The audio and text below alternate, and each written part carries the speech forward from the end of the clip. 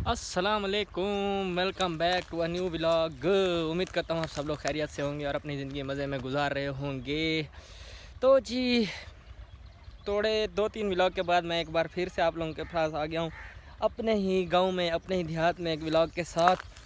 जैसे ही मैंने आप लोगों को पिछले व्लॉग में बताया था कि अप्रैल का जो महीना होता है वो हमारे गाँव में जो गंदम की फसल बोने वाले किसान होते हैं उनके लिए जो है बहुत स्पेशल महीना आप लोग कह सकते होता है, क्योंकि अप्रैल के महीने में जो होता है गंदम की जो फसल होती है वो काटी जाती है, उनकी कटाई होती है और किसान अपने जो मेहनत करता है उसका फल उसको मिलता है। गंदम जो है इस वक्त हमारे जो देहात है उनमें उनकी कटाई वगैरह शुरू हो चुकी है। बहुत सारे इलाकों में थ्रेशर वगैरह भी आ गई हैं जो कि उनको क्रश करती है और उनसे दाना निकलता है। हमारे जो घर हैं उसके साथ भी ये आप लोग फसल देख रहे हैं जिसकी कटाई भी हो गई और इसको बांधा भी जा चुका है, गठनियाँ बन गई हैं इसकी। और अब जो है थ्रेशर आएगी और वो इसको क्रश करेगी और इससे जो है वो दाना निकलेगा। जो कमाद की फसल आप लोगों को मैंने बताया था कि हमारे इलाके में ख़त्म हो जाती है तकरीबन फरवरी के अंदर, वो ख़त्म हो गई है। उसके बाद ये गंदम की फसल आती है, उसके बाद फिर मकई की फसल आती है, उसके बाद फिर चावलों की फसल आती है। ऐसे 2-2 3-3 माह के बाद जो है ये फसलें आती है। बहुत सी जगहों पर तो जो ये फसल है वो काटी भी जा चुकी है। जैसे आप लोग ये देख रहे हैं ये सारी कटी हुई है। अब जो है इसको एक जगह पर जमा किया जाएगा, यानी कि एक जगह पर इसका स्टॉल लगाया जाएगा। उसके बाद थ्रेशर आएगी जो इसको क्रश करेगी। लेकिन कुछ जगह ऐसी हैं जो ये देखें, अब ये एक जगह है जहाँ पर कट चुकी है गंदम की फसल, लेकिन कुछ जगहों पर अभी खड़ी हुई है क्योंकि इसको अभी पकना है 1-2 दिन के लिए। क्योंकि ये जो इसका ये सिट्टा होता है जिसे हम कहते हैं ये अभी कच्चा है, इसको पकने में थोड़ा टाइम लगेगा, 1-2 दिन मज़ीद लगेंगे। लेकिन ये भी तैयार है, तकरीबन 1-2 दिनों के बाद इसकी भी कटाई होगी। कुछ लोग जो है मशीन्स वगैरह या जैसा कि वैपर होते हैं उनका इस्तेमाल करते हैं इसकी कटाई के लिए। लेकिन जो उसका भूसा निकलता है इसका गंदम का कटाई के बाद, उसको बचाने के लिए हाथों से भी इसकी कटाई करवाई जाती है। हमने इसकी कटाई जो है वो हाथों से करवाई है क्योंकि भूसे की ज़रूरत पड़ती है जानवरों को खिलाने के लिए, और भी बहुत जगहों पर उसकी ज़रूरत पड़ती है। लोगों के दिमाग भी भूसे से भरे हुए होते हैं, किसी के उनको भी भूसे की ज़रूरत होती है।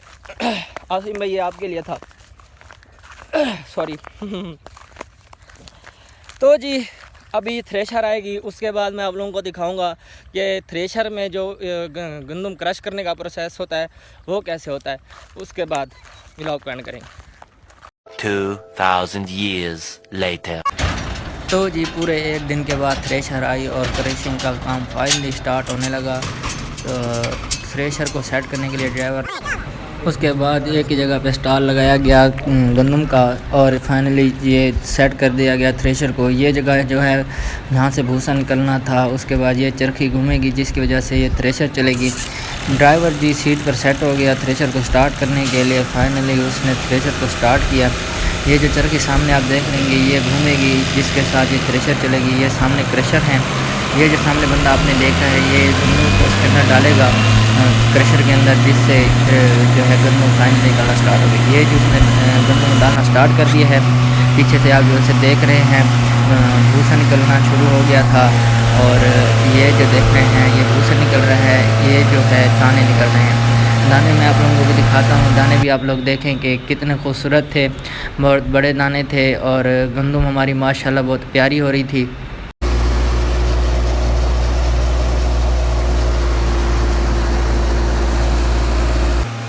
ये थे जी वो क्रशर जिनके अंदर गंदम जो गठरियाँ थी वो डाली जा रही थी। यहाँ से दाने निकल रहे थे और वहाँ से भूसा निकल रहा था और दाने फाइनली गट्टू में यहाँ से भरे जा रहे थे।